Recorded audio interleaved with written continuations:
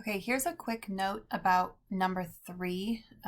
On my version of the practice test and my version of the quiz, I've changed this to multiple choice so it's easier to see all of the options presented to you.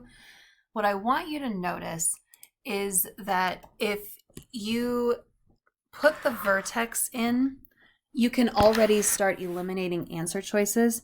So after you've done this first part and plugged in the vertex, after you've done step 1 and you know that it's +2 inside and -3 outside, you can go ahead and use that answer elimination tool.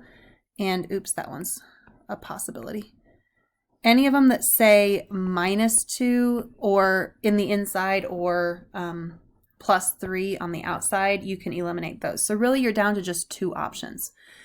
If you don't remember this whole process of how to figure out what A is, you could just try this point in both of those options. So you could plug 1 in right here. 1 + 2 squared is 1 + 2 is 3. 3 squared is 9. 9 minus 3 is 6. That would make this be 6. And the point is 1, 0, so you want to get a 0 when you plug 1 in, not 6. So that would tell you that C was your correct answer. And you could test that.